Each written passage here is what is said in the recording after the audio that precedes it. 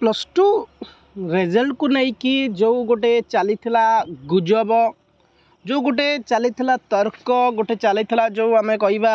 अपेक्षार जे कि मैट्रिक परीक्षा रिजल्ट आसला तुम जानी गोटे न्यूज न्यूज कह तो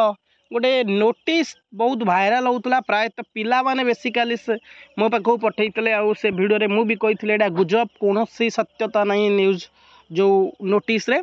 एते जमती कहली कि एते स्प्रेड करीगला जे लास्ट को सीएचएससी जे नियंत्रक थे अशोक परिड़ा सी आसिकी केबे रिजल्ट बाहर तार सूचना देइचंती एवं से जिनसटा को से मिथ्या कहिचंती कौन रही आज खबर बड़ खबर अच्छी रिजल्ट संबंधी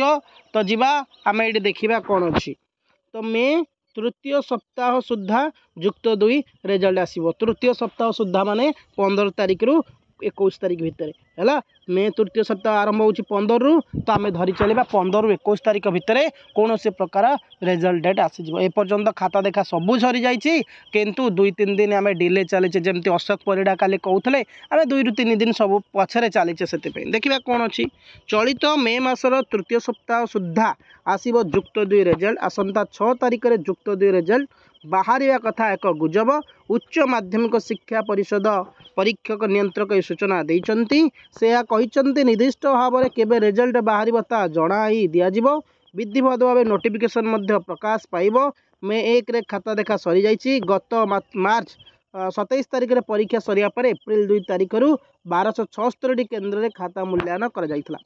उच्च माध्यमिक शिक्षा परिषद पक्षर रिजल्ट बाहर निर्दिष्ट तारीख आदौ जारी करा जाए नहीं आउ कौन अच्छी रे 6 जुक्त 2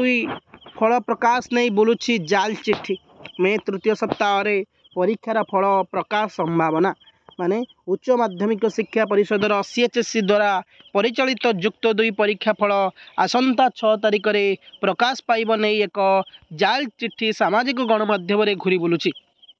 या उपरे विश्वास न करने को सीएचएससी परीक्षक नियंत्रक डॉक्टर प्रशांत परिड़ा श्री परिड़ा कहते जे मे तृतीय सप्ताह सुधा जुक्त 2 परीक्षा फल प्रकाश करने को चेष्टा जारी रही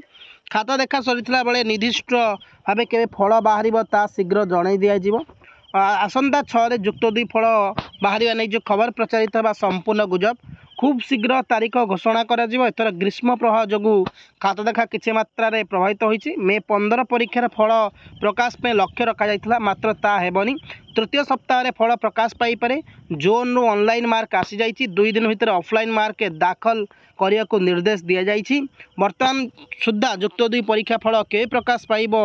से नहीं सीएचएससी पक्ष निर्दिष्ट तारीख घोषणा करा जाए नहीं माने ये जो कुआ जाउछि मे तृतीय सप्ताह ये भी गोटे संभाव्य कथा कुआ जाउछि एमती नुहे जे सीएचएससी तरफरु कौन सी विधिबद्ध भाव में तारीख कहुए ये वर्ष नुह लगातार वर्ष 5 वर्ष 10 वर्ष हो गलानी तुम देख सबु वर्ष यही प्रोब्लेम रे ग्रीष्म प्रवाह जारी खरा होची खाता देखा डेरी करुचु ये अनेक समस्या देखा जाए से समस्या संबंध आसे केवल कहती किंतु से माने टिके पिला मानक समस्या देखुना